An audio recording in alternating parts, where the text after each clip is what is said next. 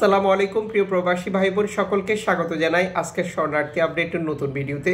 যারা দেখছেন এই ভিডিওটি বিভিন্ন দেশ থেকে। আজ সেপ্টেম্বর মাসের 21 তারিখ। জানিয়ে দিব সর্বশেষ প্রয়োজনীয় কিছু ইনফরমেশন এই ভিডিওর মাধ্যমে। ভিডিওটি শেয়ার করে দিন যাতে করে অন্যরাও এই তথ্যগুলো জানতে পারে। চ্যানেলটি সাবস্ক্রাইব করে ফেসবুক পেজটি লাইক ফলো করে আমাদের সাথে যুক্ত থাকলে প্রতিদিনের আপডেট তথ্য প্রতিদিনই আপনি দেখতে পারবেন। আপনি কোন দেশ থেকে এই ভিডিওতে যুক্ত হয়েছেন কমেন্টস করে জানিয়ে দেবেন। লিবিয়া থেকে অবৈধভাবে ইতালি যাওয়ার পথে বহুভাবে বিপদগ্রস্ত, নির্যাতন বা অসহায় অবস্থায় রয়েছে বহু বাংলাদেশি। এই বাংলাদেশিদের মধ্য থেকে 154 জন বাংলাদেশিকে দেশে পাঠিয়েছে IOM।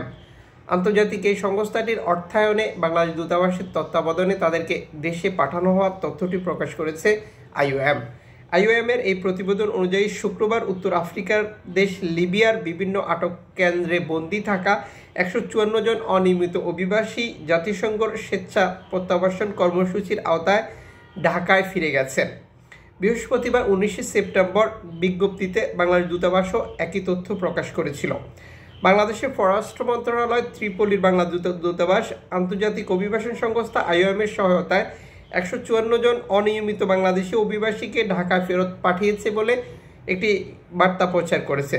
বিজ্ঞপ্তিতে বলা হয়েছে, সংশ্লিষ্ট অভিবাসীরা রাজধানী ত্রিপোলি এবং তার পার্শ্ববর্তী অঞ্চলের বিভিন্ন আটক কেন্দ্রে দীর্ঘদিন থেকেই মানবতর জীবনযাপন করে আসছিল।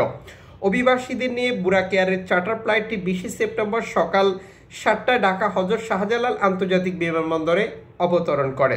অবতরণ করার সাথে সাথেই IOM-এর পক্ষ থেকে লিবিয়া থেকে আসা প্রত্যেক বাংলাদেশিকে নগদ 6,000 টাকা, খাদ্য সামগ্রী, চিকিৎসা ব্যবস্থা এবং আরও নিয়ম শৃঙ্খলা বা অস্থায়ী আবাসনের ব্যবস্থা নিশ্চয়তা সরকারের পক্ষ থেকে দেওয়া হয়েছে বলেও বিজ্ঞপ্তিতে প্রকাশ করে।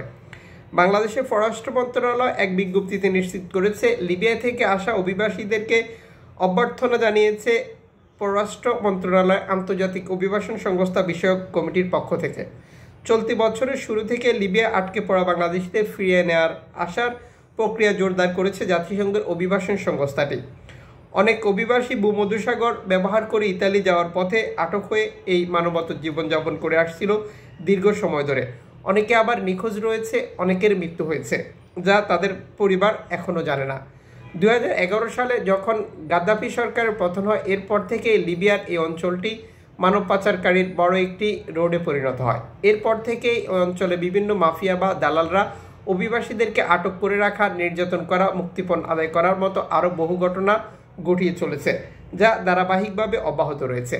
এনজিও সংস্থাগুলোর মতে ইউরোপ যাওয়ার পথে সবচেয়ে বিপজ্জনক অঞ্চল হচ্ছে লিবিয়ার ভূমধ্যসাগর।